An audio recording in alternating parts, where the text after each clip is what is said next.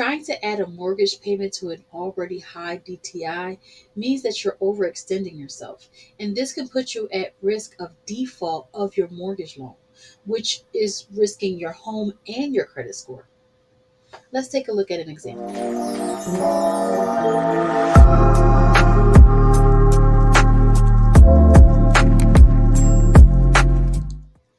So, what exactly is DTI?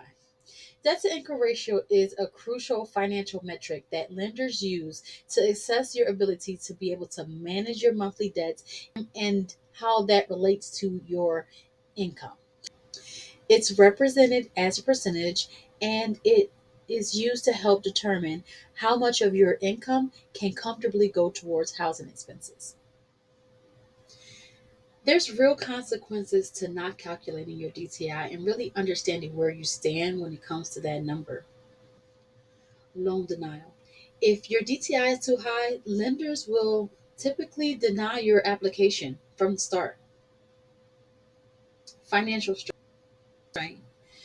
A high DTI means that a significant portion of your income is going towards debt payment, which leaves you with little to no money to go towards savings or unexpected expenses. Now, say you are able to find a lender that will approve you with a high DTI.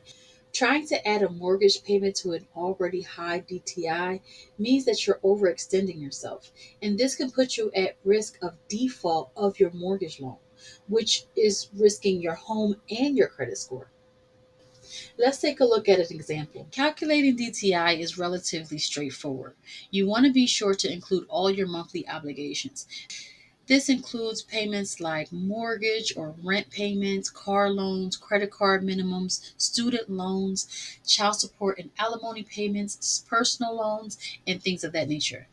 Don't forget any of recurring debts that you might have that may not show up on your credit report, but you know that you'll be paying that debt for an extended period of time. If you do forget to add those things and you go for a pre-approval, it's a chance that the lender will find it, a high chance that they'll find it, and it could cause you to get denied for your loan. So you want to just calculate all those things in there, even if it doesn't show up on your credit report. Now, what you don't want to include is anything like any monthly expenses like food or groceries or clothing. You don't want to include things like that. Let's say your monthly rent comes up to $1,800 a month, and each month you pay $500 for your car loan, $200 for your student loans, and $200 for your credit card bills. That totals up to $2,700 a month.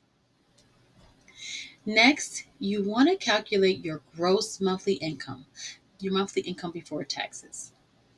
So let's say your monthly income from all sources combined total up to $6,000 per month.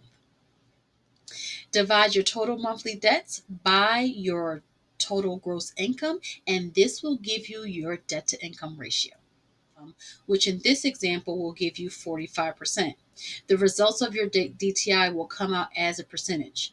The lower your DTI, the better. Most lenders will want a DTI ratio of about 36%.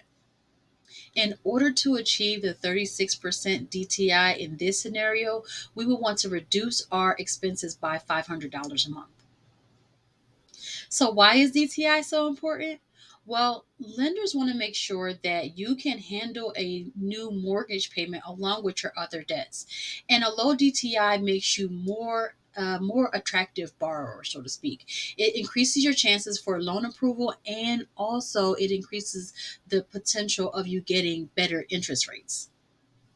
Let's take a look at some strategies for reducing your DTI just in case you do your calculation and you realize that you fall outside of the recommended range for pre approval. The most effective way that you can lower your DTI is by paying down your debt as much as possible. Prioritize paying off debts that have high monthly payments. This will have the greatest impact on your DTI percentage. Explore opportunities to refinance your loans to a lower interest rate. This can make repayment of those loans a lot more manageable and also decrease your debt to income ratio. If refinancing isn't an option, then you want to focus on paying down those debts or loans that have a higher interest rate.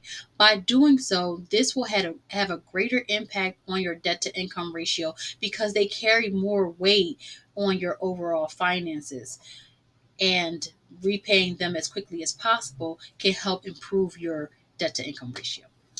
And lastly, one of my favorite ones is to increase your income. You want to address the issue of the debt to income ratio by either paying them off or making more money. By seeking additional income sources and boosting your earnings, this can help you improve your DTI significantly. And also, that doesn't mean get more income and make more expenses, because then that defeats the purpose of trying to improve your debt to income ratio. You want to increase your income and keep your expenses manageable. One last bonus tip. Here's a smart approach to debt to income ratio, especially for first time home buyers and especially in a high interest market. Consider using your net income rather than your gross income. Why? Because net income actually reflects the money that you bring home, which will actually take into consideration all of your expenses, and it gives you a more accurate picture of what you can comfortably afford. Now, your net income may be less than your gross income, and it may have an effect on your purchasing power, but it in the long run will be better for you. It will decrease the chances of you defaulting on your loan, and it will also decrease the chances of you overextending yourself, causing you to potentially lose your home and ruin your credit. So, net income versus gross income, anyone? Okay.